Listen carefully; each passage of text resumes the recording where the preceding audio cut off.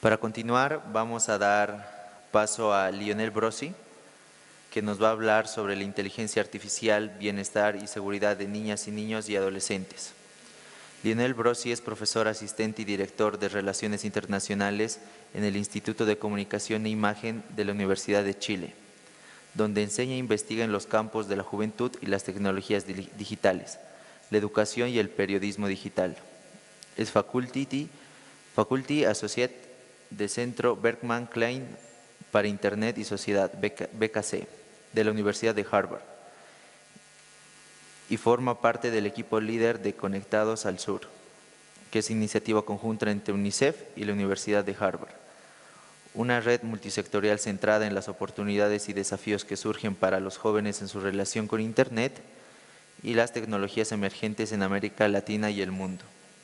Es colaborador del proyecto Youth and Media, donde apoya los esfuerzos continuos de investigación y aplicación en el campo de la inteligencia artificial e inclusión, y es miembro del Núcleo Milenio para mejorar la salud mental de jóvenes y adolescentes.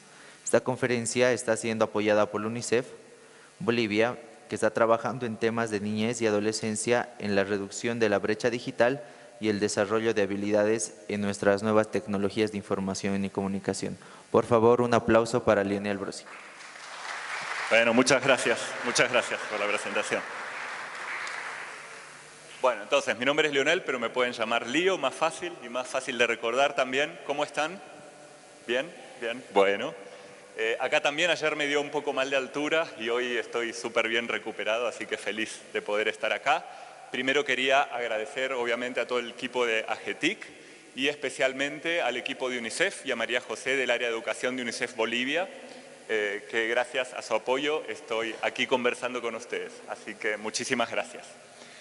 Bueno, lo que les voy a contar, lo que ustedes vieron en el programa inicial, había un error en el título que fue actualizado, pero mi presentación se llama Inteligencia Artificial, Bienestar y Seguridad de Niñas, Niños y Adolescentes, que es un poco, y digo un poco porque trabajo en otras líneas también, lo que estamos desarrollando ahora en el contexto de varios proyectos. Como dijo Vladimir, soy profe de la Universidad de Chile, trabajo en las carreras de periodismo y de cine, trabajo como director de Relaciones Internacionales, pero también colaboro con un centro que se llama Berkman Klein Center for Internet and Society, que es Berkman Klein para Internet y Sociedad, que es de la Universidad de Harvard, donde hay un proyecto que se llama Youth and Media, y donde cada vez que puedo, porque es uno de los temas que más me apasionan, colaboro con el grupo de Youth and Media en temas relacionados con inteligencia artificial y jóvenes. Y hoy voy a partir con una pregunta que ojalá, porque la idea es poder conversar un poco, con una pregunta que nunca había hecho en ninguna otra presentación. Vamos a ver si funciona. Y es esta. ¿Cuál es el color de la inteligencia artificial? Tienen la idea que se les viene a priori. No hace falta que lo busquen en internet, por ahora. Amarilla. ¿Qué otro color? Azul. Majo, tuviste mi presentación antes. Bueno, no sé cuál habrá sido la razón de que pensaron que era azul o amarilla, básicamente, pero sí hay una, y quienes dijeron azul están en la razón, y es que cuando buscas en Google inteligencia artificial, cuando buscas imágenes, es increíble, pero casi todas son azules. ¿La razón? No tengo idea. Veamos otra página. Azules. La inteligencia artificial, según el algoritmo de Google, es azul. Ahora yo traté de indagar de una manera un poco chistosa, ¿no? Dice, el color azul suele hallarse vinculado a la estabilidad mental. Yo me imagino que una entidad de inteligencia artificial tiene bastante estabilidad mental, así como la razón también, y también a la inteligencia, y a un modo de afrontar la realidad de forma racional. O sea, tiene su coincidencia casual, ¿no? También parece favorecer la creatividad y la cordialidad, así como el entendimiento entre personas. Esto está por verse. Yo trabajo el tema inteligencia artificial e inclusión social. Obviamente la inteligencia artificial tiene un montón de potencialidades para establecer mejores relaciones entre personas y cordialidad, pero también tiene algunos efectos que deberíamos tratar de descubrir y de abordar.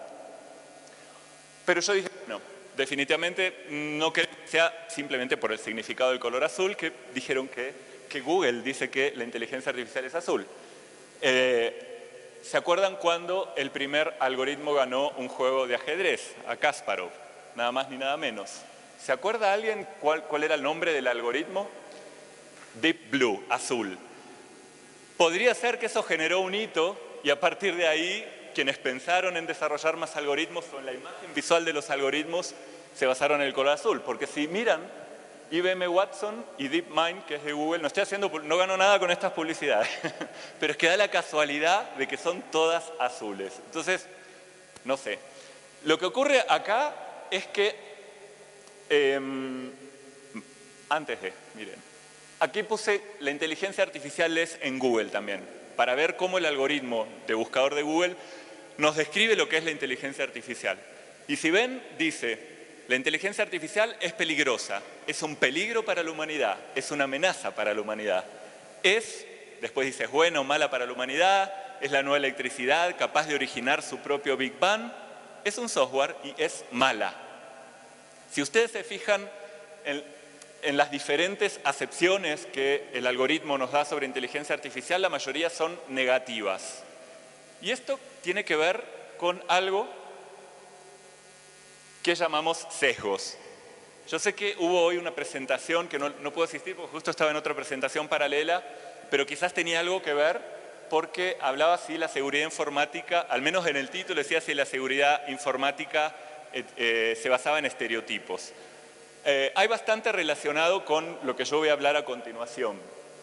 Los sesgos, si yo lo tengo que... No lo voy a definir científicamente, pero básicamente es cuando la balanza se inclina de forma desproporcionada de un lado con respecto a otro lado. Y por lo general produce inequidad. Si lo hablamos desde el punto de vista social, produce desequilibrios de poder. Estas son las redes sociales. Obviamente esta no es una gráfica mía, puse la fuente que es de Tubic Studio, pero lo que me interesa aquí, como les contaba, yo soy profe de la Escuela de Periodismo y trabajamos mucho el tema de libertad de expresión, el tema de censura, entre otros. Y lo que hemos detectado, y muchos de ustedes también lo habrán vivido de forma personal, es que de alguna manera las redes sociales siempre fueron pensadas como unas plataformas que te permiten la libertad de expresión, que te permiten expresarte, que te permite comunicar ideas, en el caso de los estudiantes comunicarse entre pares. Tiene un montón de potencialidades, pero también lo que ocurre es que determinados algoritmos de las diferentes redes sociales producen sesgos en la información. Y estos sesgos en la información también lo que producen es determinadas formas de censura. Yo me imagino que a ustedes, a mí me pasa constantemente, que estoy hablando sobre algo y de repente me llegan publicidades sobre ese algo, ¿no? O noticias sobre ese algo. De alguna manera, desde el celular, el audio me grabó, o ni hablar cuando uno, por ejemplo, busca en Google determinadas palabras y después te llegan publicidades, eso es evidente. Pero lo que ocurre es que aparece como una especie de lo que nosotros desde el periodismo llamamos burbuja de la información. Y la burbuja de la información tiene que ver con que el algoritmo no solamente está diseñado de tal manera para hacerte llegar información que te interesa, sino que todas y todos nosotros finalmente lo que hacemos es alimentar ese algoritmo con determinados intereses, deseos, modos de ser. Por ejemplo, si estamos, ahora vienen pronto las elecciones en Bolivia y no me voy a meter en ese tema, pero si estamos en una discusión en redes y no queremos escuchar ningún comentario positivo sobre el candidato que odiamos o la candidata que odiamos, por decirlo así, probablemente nosotros podríamos decir, voy a silenciar a esta persona porque la verdad que me está enfermando escuchar todo lo que está diciendo porque es injusto, porque no me gusta, etc. O comento retrucando, diciéndole algo opuesto, digamos. El algoritmo aprende de todo eso, nuestros likes, las maneras de silenciar a otros usuarios, y lo que va haciendo es configurar una manera de brindarnos información que está adaptada a nuestras necesidades, a las cosas que nosotros queremos leer, queremos escuchar. Puede ser interesante en términos de salud mental, pero también tiene un riesgo, porque finalmente lo que está pasando es que no tenemos pluralidad de opiniones y de información. Y eso también es un desafío para nuestra seguridad. Y lo vemos, por ejemplo, justo di el ejemplo de debates políticos, ¿no?, en redes sociales. Aunque no lo crean, ese tipo de interacciones tienen influencia, tienen incidencia en las votaciones e influye determinadamente en la democracia. Entonces, hay un montón de temas que quizás, por mi background, que como les dije soy periodista, pero también hice mi doctorado en literatura, o sea que me oriento más desde lo social, no parecen tan técnicas, pero sin embargo son sumamente relevantes. Entonces, los sesgos pueden darse a partir de los programas, de los propios algoritmos, de los datos y de las personas, como 3 macrodimensiones. Y cada una de estas dimensiones puede presentar desafíos para la seguridad y para el bienestar, que es uno de los temas que a mí me interesa mucho investigar y trabajar con los jóvenes.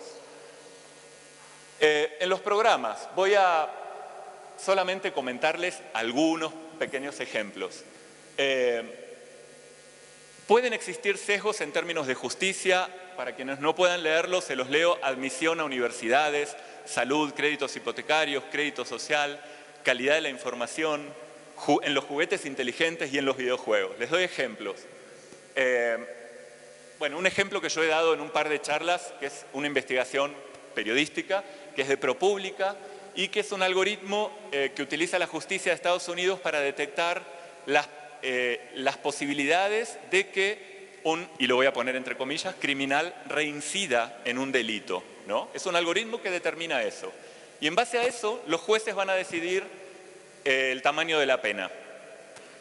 ¿Qué pasó? En esta investigación que hizo ProPublica, detectó que el algoritmo le asignaba muchas más posibilidades de reincidencia en la criminalidad a personas afroamericanas.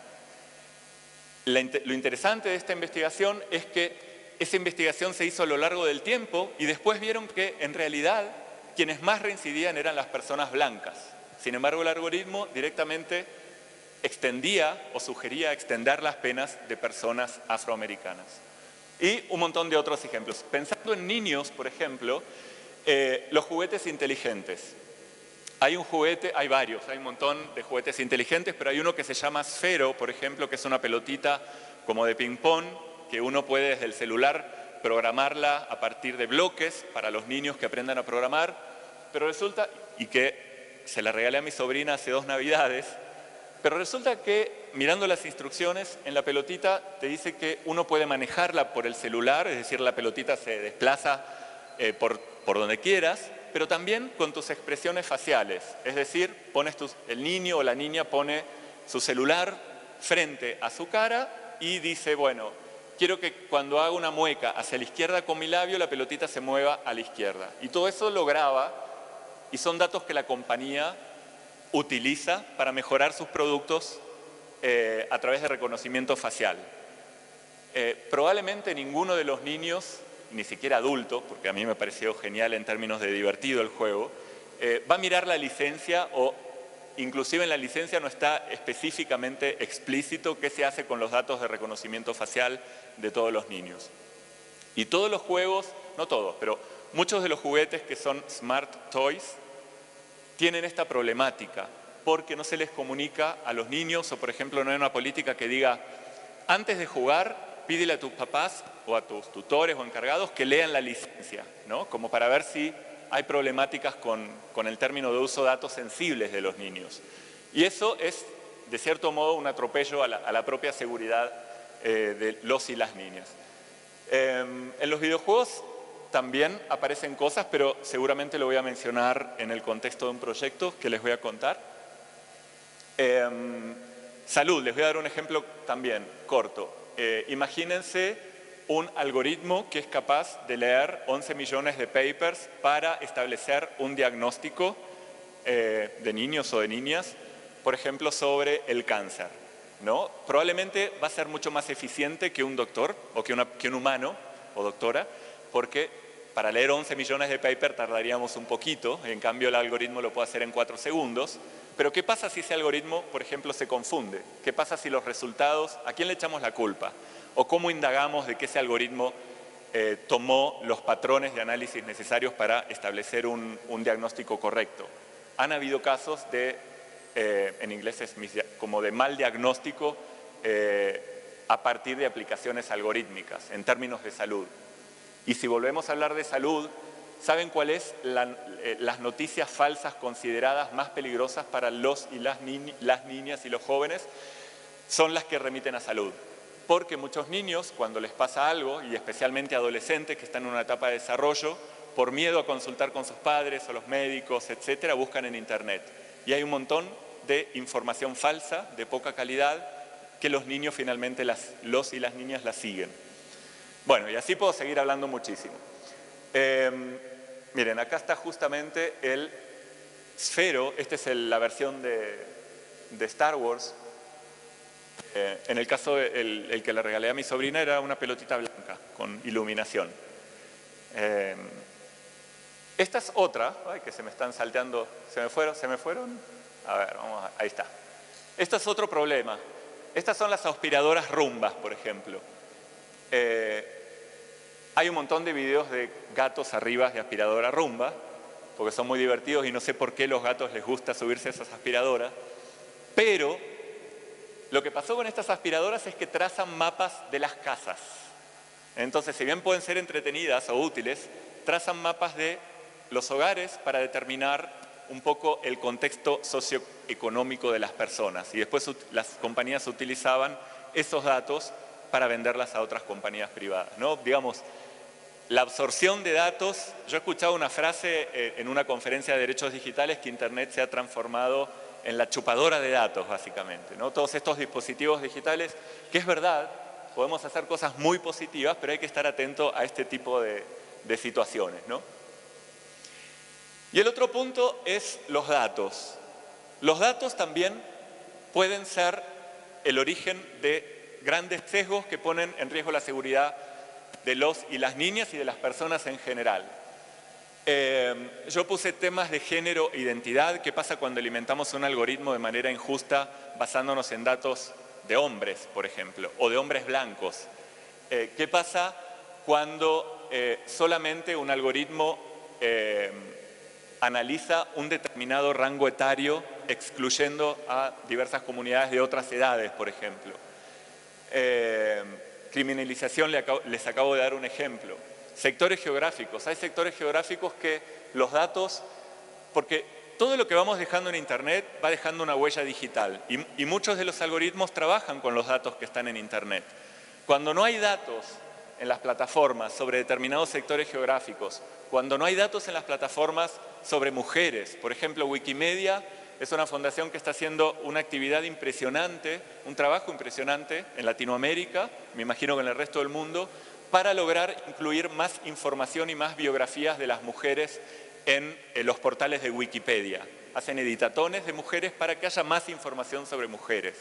Ese desequilibrio de información lo que hace es que los datos que circulan en línea produzcan sesgos mucho más grandes. Esto es una visita que hice hace unos meses. Hubo una conferencia sobre inteligencia artificial y educación en Beijing, en China, organizada por la UNESCO. Y pudimos, después de la conferencia, visitar colegios de escuelas secundarias, vendrían a ser como las llamamos en Argentina o en Chile, escuelas de nivel medio, donde los chicos ya desde muy chicos, bueno, yo visité de nivel medio, pero en realidad empiezan desde muy chiquito, trabajan en robótica y en disciplinas STEM.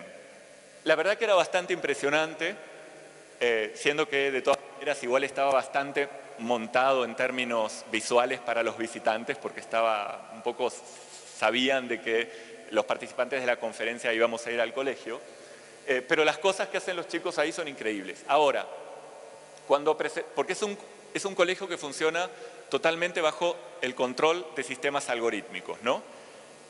Por ejemplo, los algoritmos hacen que todo el recorrido curricular de sus estudios se adapten a las capacidades, a las necesidades, a las preferencias de los y las estudiantes. Entonces, cada individuo tiene un recorrido curricular diferente. Pero también tiene el tema de que hay cámaras por todas partes con reconocimiento facial de movimientos corporales, incluso, por ejemplo, en los dormitorios donde duermen los niños, para poder, por ejemplo, la idea sería optimizar su rendimiento educativo, pero también una de las preguntas que genero siempre es, bueno, la efectividad no siempre tiene que darse a costa de la pérdida de otras cosas, ¿no? Por ejemplo, puede haber de hecho he visto un algoritmo que detectaba comportamientos anormales. Habría que, en el DORM, por ejemplo, habría que ver qué es lo que se entiende por un comportamiento anormal, ¿no? O por procesos que no eran adecuados en la alimentación, si por ejemplo se alimentaban en una hora que no era debida, es decir, es una especie de hipercontrol para lograr una mayor efectividad en los logros educacionales. Entonces todo esto presenta un desafío enorme, porque uno lo puede ver, bueno, esta es una escuela del futuro y es en China, pero la verdad, en cierto modo, es lo que se va a venir de alguna manera. Y yo siempre digo que tenemos una ventaja grande en América Latina, porque todavía no hemos desarrollado mucho estas tecnologías. En Santiago de Chile hay 14 colegios que tienen tutores que asisten de esta manera, pero solamente en contenidos curriculares de algunas materias. Pero es lo que se va a venir, entonces nosotros tenemos algún tiempo para pensar en la dimensión ética y la dimensión de impacto social que estas tecnologías pueden tener para los niños y las niñas, ¿no?, de nuestras sociedades. Porque todavía no, yo también otra de las cosas que siempre digo es que las tecnologías van mucho más rápido que nuestras capacidades para poder pensarlas críticamente y para poder pensar cuál es el impacto negativo. Yo doy una clase con periodistas y ingenieros en la Universidad de Chile y justamente abordo es sobre periodismo de datos y visualización, pero también abordo temas de ética de inteligencia artificial. Y el semestre pasado los ingenieros me decían, pero ¿sabe que en toda nuestra carrera no tuvimos ni un curso de ética de lo que hacemos? Porque yo entiendo también, una vez me dijeron, en Chile hay movimientos estudiantiles, ¿no? Y son muy grandes y es muy famoso en Latinoamérica por los movimientos estudiantiles debido a la inequidad enorme que hay en el sistema educacional. Y un estudiante me dice, ¿sabes, Lionel, que estamos por diseñar o rediseñar una cámara que uno se puede subir arriba de una terraza y te cuenta cuánta gente está marchando, pero ahora también le estamos agregando que pueda hacer reconocimiento facial e identificar a esa persona? Yo le dije, genial. Pero, ojo, porque ¿quién va a utilizar esas tecnologías, digamos? ¿En manos de quién van a caer esas tecnologías? En Chile lo que pasa siempre es que el gobierno trata de decir, asistieron súper pocos estudiantes, no es relevante la marcha, la cosa es que no es real, las imágenes nunca muestran en los medios lo que está pasando. Pero yo puedo entender, por ejemplo, la idea de que un estudiante de ingeniería quiera lograr una super tecnología que sea capaz de superarse a sí misma, pero hay que pensar siempre en los impactos negativos y positivos también que podría tener estas tecnologías. Hoy está muy sensible Y el otro es a partir de las personas. Yo en lo particular trabajo mucho con las personas que aparecen aquí en el slide que no tienen acceso a estas tecnologías. Entonces, cuando pensamos en que los sesgos pueden aparecer a partir de las personas, pueden ser los programadores. Hay un montón de artículos académicos, mediáticos, que hablan de que justamente los sistemas algorítmicos de inteligencia artificial más sofisticados son desarrollados en el norte global, por así decirlo, o en Estados Unidos o en China, y son realizados por hombres blancos, probablemente también heterosexuales. Es decir, hay un montón de sesgos por los cuales el algoritmo después va a actuar a partir de una visión de mundo. Y hay recomendaciones, hay muchos estudios de cómo lograr que el desarrollo de algoritmos sea más inclusivo, ¿no? Pero también pueden ser los internautas, los usuarios y usuarias, como les contaba, todo lo que vamos generando, no solo online, sino con Internet de las cosas, la huella digital que vamos dejando en línea, van a alimentar determinados algoritmos, como es el caso de Google, también, o de cualquier buscador. Si ustedes ponen en un buscador SEO, que vendría a ser como el el gerente o la gerenta de una organización y ponen imágenes, van a aparecer todos hombres y quizás una mujer. Hagan la prueba. También sobre temas relevantes de contenido. Por ejemplo, si ponen una mujer es en Google, el algoritmo te va a ofrecer una descripción de la mujer en términos, de nuevo, como escuché hoy en una de las exposiciones, en términos de una mujer es una rosa, una mujer es una enfermera, una mujer es asociada siempre a temas de cuidado, por ejemplo, o a temas abstractos, mientras que el hombre es el aguerrido, el trabajador, etc. Y el algoritmo se va alimentando con toda esta información. Y acá es el punto de las personas que no tienen acceso y cómo puede influir negativamente también en su futuro. Uno de los proyectos que estamos desarrollando con una colega, Ana María Castillo, es sobre el futuro del trabajo de los y las niñas. Y la estamos haciendo con Noruega. El tema del futuro del trabajo va a afectar mucho más a las personas, a los niños de hoy día o a los jóvenes que no tienen acceso a las tecnologías. ¿Por qué? Porque, como escuchaba recién también, cada vez se va a requerir mayor especialización, ¿no? En el mundo STEM, por ejemplo. Se va a requerir saber programar, se va a requerir tener capacidades críticas sobre estas tecnologías.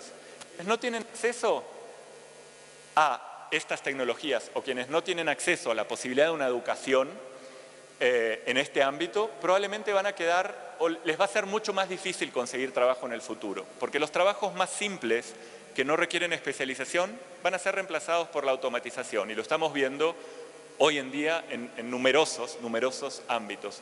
En Chile hace poco, empleados de un banco fueron despedidos 350 porque los están automatizando todas las sucursales, están cerrando sucursales. Lo mismo pasa con los peajes en las autopistas.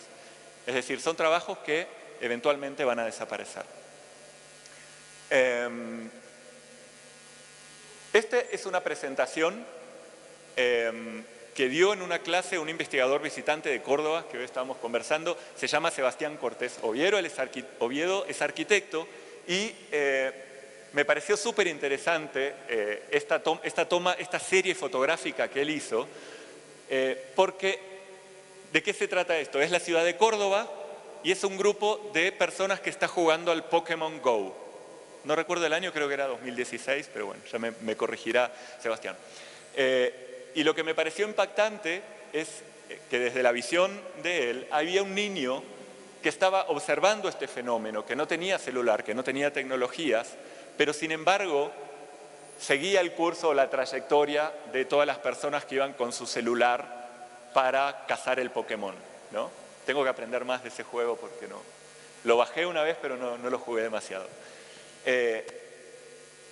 Digamos, demuestra un interés real de poder ser parte, ¿no? Es una metáfora que, independientemente si el niño en su casa tenía un celular y los padres no se lo dieron o no, pero es muy probable que no lo tenga, de las diferencias que uno puede ver, inclusive sin mayores análisis investigativos a priori.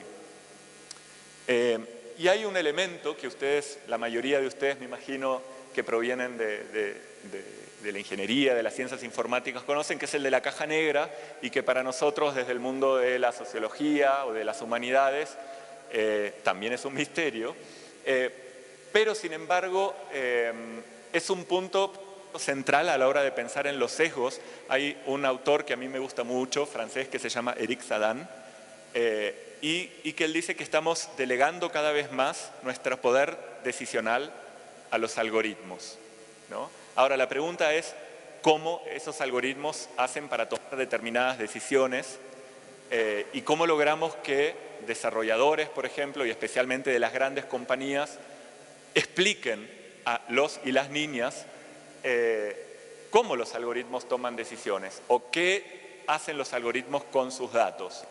Y ahí hay dos temas, uno es interpretabilidad y explicabilidad, que en español creo que no están en el diccionario, pero es una traducción casi literal del inglés, de cómo podemos hacer para poder interpretar a los algoritmos quienes no somos programadores, y sobre todo niños, niñas y jóvenes, y cómo poder hacer para explicar que las empresas o que desarrolladores logren explicar los procesos por los que los algoritmos toman decisiones. Ahora, Y esto está más vinculado con un proyecto que estamos desarrollando en 5 países de Latinoamérica. ¿Cómo podemos empoderar a niñas, niños y jóvenes a través de la educación? Siempre es una pregunta súper complicada, a veces uno piensa que es hasta casi imposible de lograr. Cuando vas recorriendo diferentes contextos situados, te das cuenta que las necesidades son muy diferentes en cada lugar.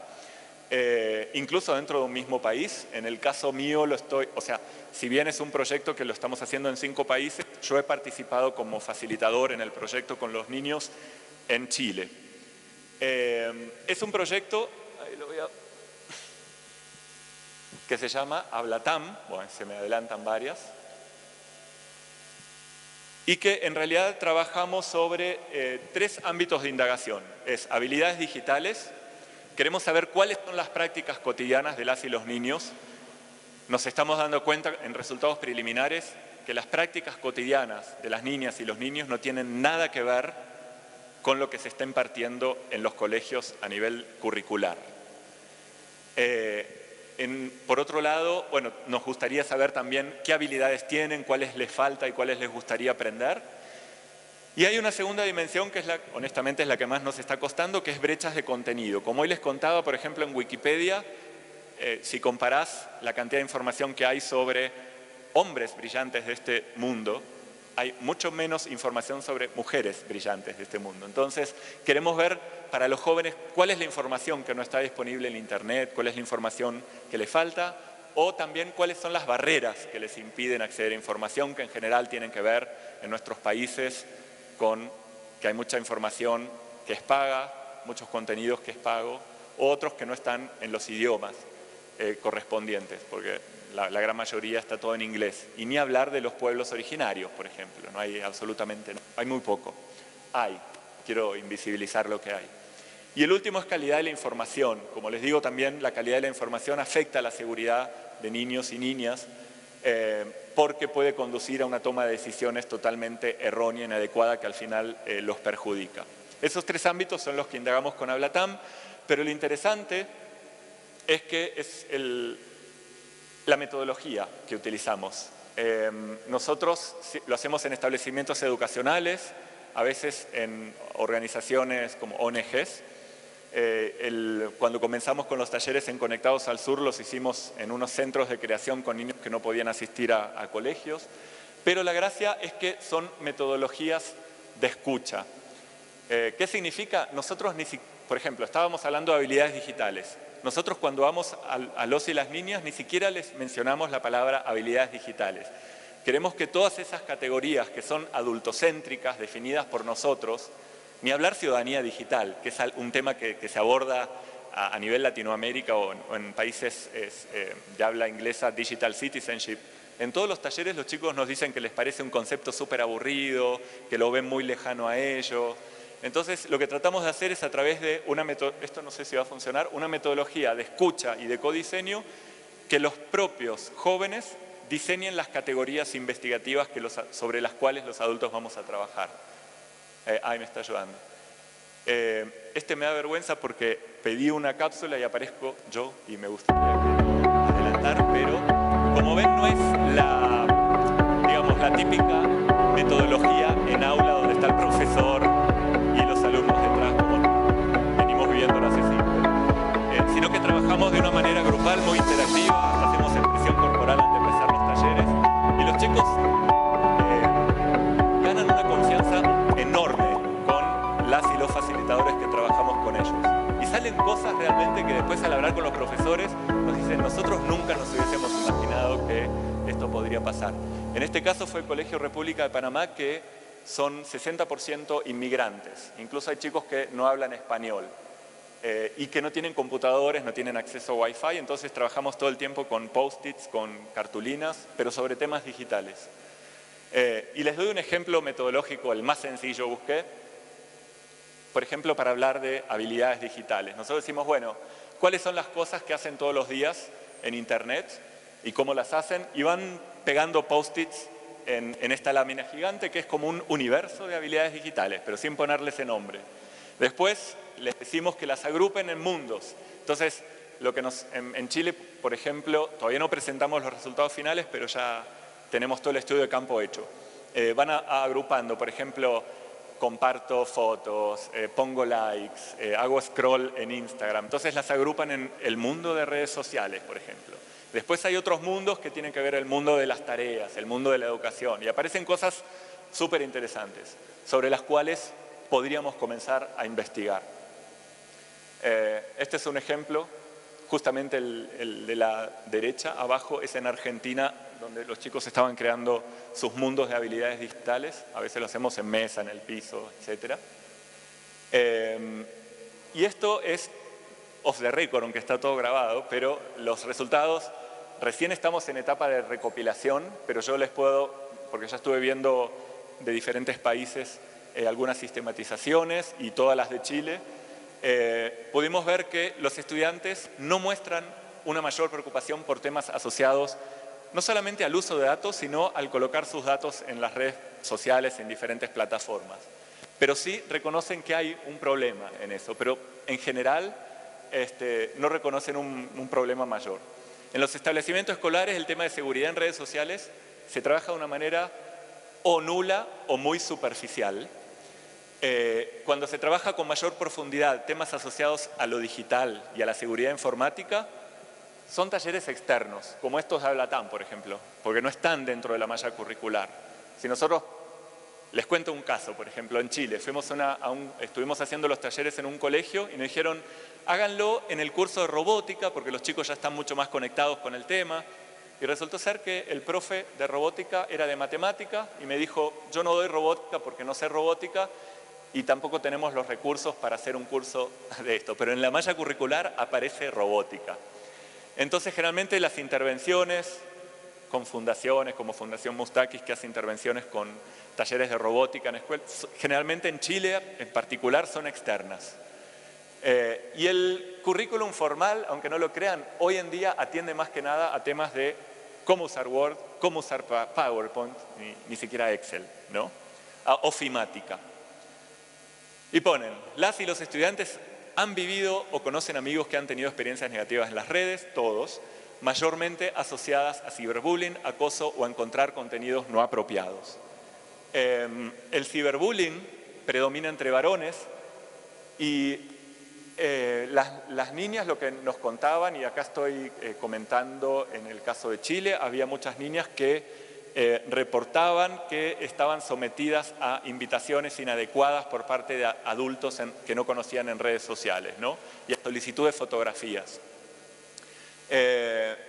Y esto es lo que uno de los temas que para mí fue más duro y de cómo poder pensarlo en el ámbito educacional, y es que yo tuve un grupo particular de 6 estudiantes y esos 6 estudiantes me mostraron que tenían sus perfiles en aplicaciones de dating, Grindr, que era una aplicación como de citas gay, pero ellos tenían su perfil, los 6, para traficar drogas, para vender drogas. Y me contaban que cuando se tenían que reunir con alguien en el punto de encuentro, a veces les robaban y los golpeaban. Pero no solo eso, sino también contaban que sus apoderados les administraban las cuentas de ese negocio. Entonces, cuando conversamos esto con algunos profesores, nos decían, pero esto no apareció jamás en clase.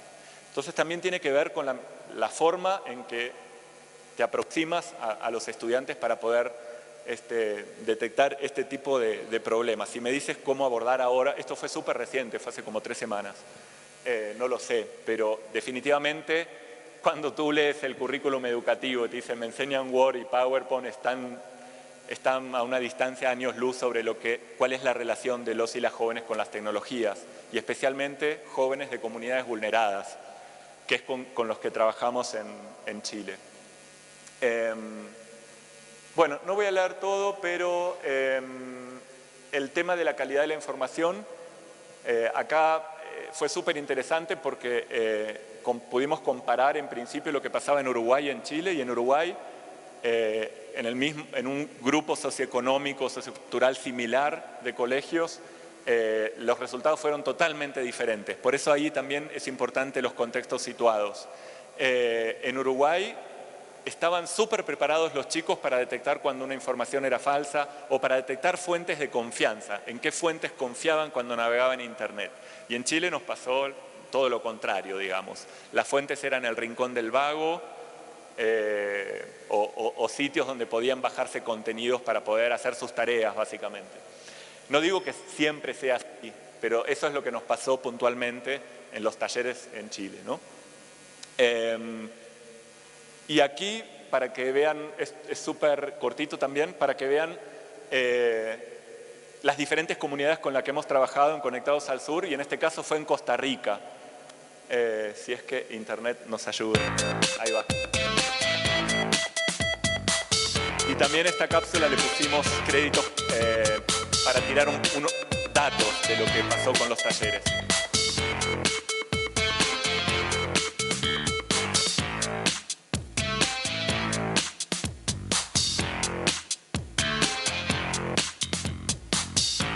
No se ve. Bueno, jóvenes de la Universidad de Costa Rica visitaron todo el territorio nacional para realizar 14 talleres con adolescentes.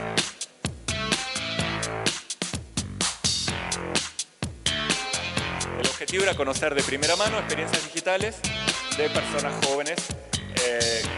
Estuvimos trabajando con personas LGBTI, con chicos con síndrome de Down, con comunidades rurales. Más de 200 participantes entre los 12 y 17 años se sumaron al proyecto. Y lo que tiene de interesante Costa Rica es que tienen los estudiantes de muy chicos tienen una conciencia social muy fuerte y hacen trabajos comunitarios desde muy chicos. Entonces la participación también, sus ideas, sus perspectivas para el futuro distan mucho de realidades de otros países.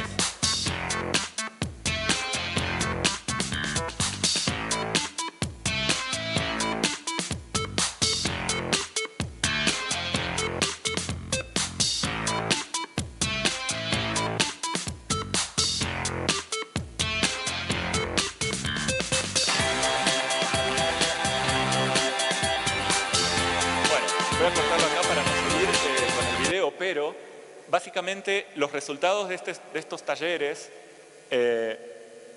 los vamos presentando siempre en unos simposios que se llaman Conectados al Sur, como la red, pero uno de los problemas que siempre surgían cuando organizamos, no problemas, pero sí una cuestión que estaba muy presente, es cómo lograr la participación de niños y niñas en un congreso de expertas y expertos, como lo es hoy, por ejemplo. Cómo lograr la participación de niños y no siempre estar hablando sobre los niños. Hay mucha discusión sobre eso, porque no es lo mismo pensar, por ejemplo, en organizar un simposio de 150 personas donde se invitan 5 niños como conejitos de India y todos los adultos preguntándole cosas, que los chicos participen realmente. Pero también nosotros dijimos, si pensamos mitad niños y mitad adultos, la metodología de trabajo puede ser también, es muy desafiante, digamos. No es que no se pueda, pero es muy desafiante. Entonces, lo que decidimos es que antes de cada simposio hacemos los talleres con niños y niñas y ellos definen la agenda del simposio. A partir de las problemáticas principales que surgen en los talleres, se define la agenda del simposio. Y esto también es off the record, me da mucha risa, pero el próximo Conectados al Sur lo vamos a hacer en Uruguay, en Montevideo. Ya vamos por el cuarto, sí son Buenos Aires, en Santiago, en Costa Rica, y los van a hacer los amigos de Ceibal en conjunto con Bergman Center. UNICEF siempre colabora con nosotros. Y lo vamos a hacer en el mes de abril en Uruguay. Estamos súper contentos con eso. Y la idea también es ahí oficialmente presentar todos los datos y los números también del proyecto de Habla TAM en los 5 países que lo estamos realizando. Muchísimas gracias por la paciencia y abierto a preguntas también.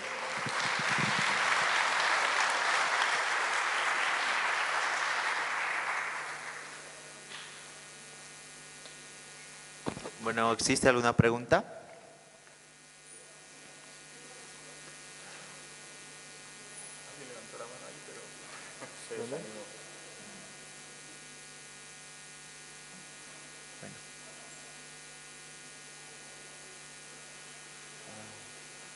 Bueno, estamos. ¿No hay preguntas o no se animan?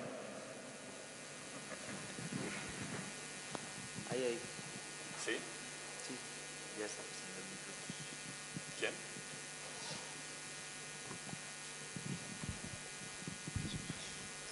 Buenas. Buenas, Solo un pedido de aclaración, porque ni mi compañero al lado ni yo sabíamos, y supongo que otros no saben. ¿Qué es el mundo STEM? Muy buena.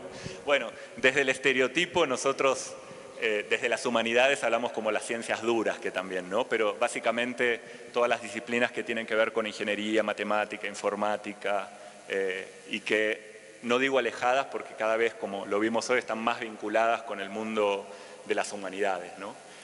Quizás, buena la pregunta, porque quizás alude a esa separación que hacemos siempre desde la sociología, decimos son del mundo STEM y nosotros no. Pero va por ahí, ciencias duras, que tampoco es un término que muy justo, digamos, pero sí. ¿La sigla qué quiere decir? ¿O es una sigla o es...? ¿Majo? Creo que... Sí, lo que pasa es que en inglés, ciencia, tecnología, matemática, sí.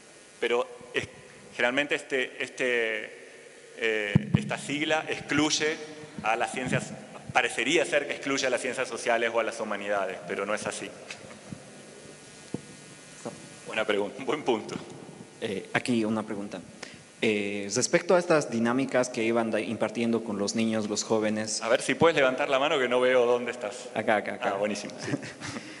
Respecto a estas dinámicas que iban haciendo con los jóvenes, con los niños, estas actividades se planean masificarlas porque bien muchos de los niños, muchos de los jóvenes aprenden de diferentes formas, tienen diferentes habilidades, diferentes talentos y no siempre las currículas o las actividades académicas encajan todos en ellos, sino que cada uno tiene sus propias habilidades y sus propias formas de aprender.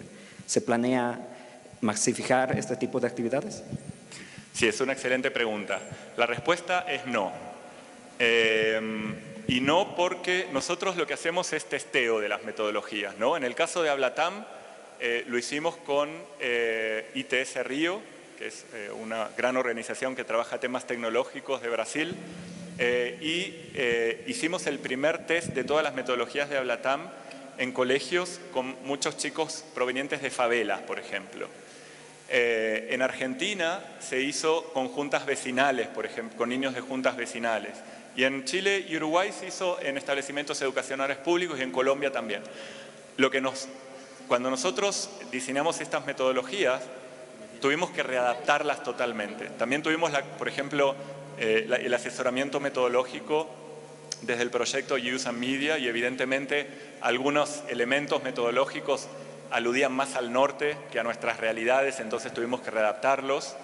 Y lo que propusimos era que, bueno, nosotros hacemos una matriz principal de codiseño, que es un documento grande que tenemos con todas las actividades, pero que cada país puede ir readaptándolo a las realidades. Y también, como en toda investigación cualitativa, la investigación y la metodología se va adaptando. Por ejemplo, ¿qué nos pasó?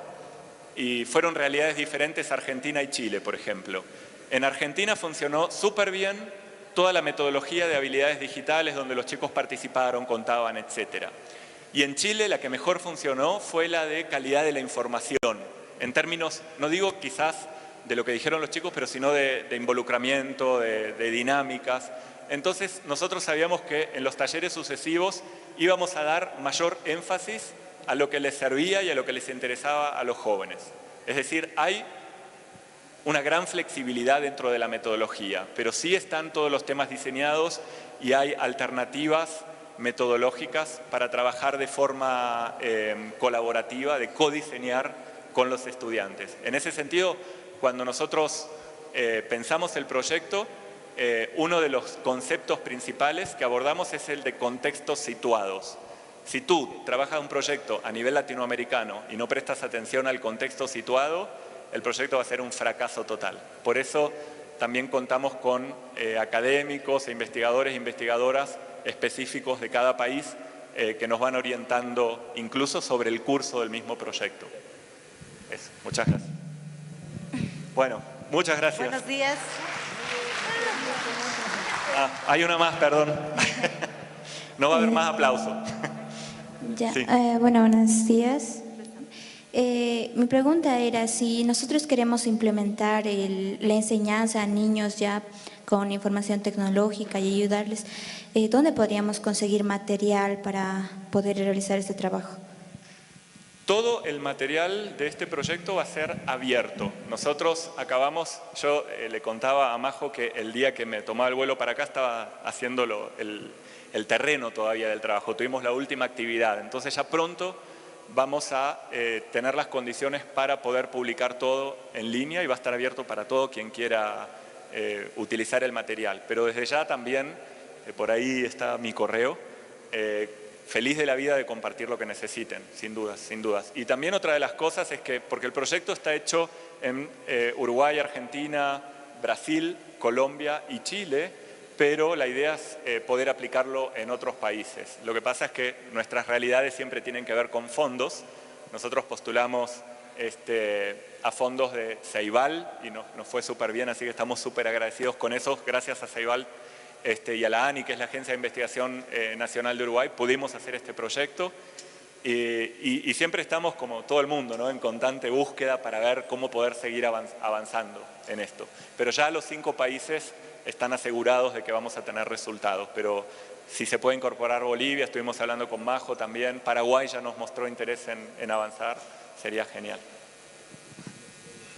Sí, otra Muy buenos pregunta. días. Sí. Lo que quería hacerle dos consultas, Sí. por favor. Los talleres que ustedes realizan, tanto en su país y en los otros países, ¿se hace cargo algunas ONGs o alguna institución en particular o se hace cargo el Estado? Porque si el Estado se hiciera cargo de esto sería genial. Porque, sí, uno. Y otro, si usted conoce alguna institución con ese tipo de talleres en Bolivia. Ok, te voy a contestar las dos. Esta es mi primera vez en Bolivia, por eso también estoy muy contento de que me hayan invitado y gracias, Majo, de nuevo. En relación a si el Estado es el que se hace cargo de la invitación, de la implementación del programa, perdón, la respuesta en el caso de Ablatam es no. Nosotros somos solo 4 personas que a voluntad dirigimos la red Conectados al Sur, es algo que nos apasiona, no es que nadie, digamos, nunca tenemos plata básicamente.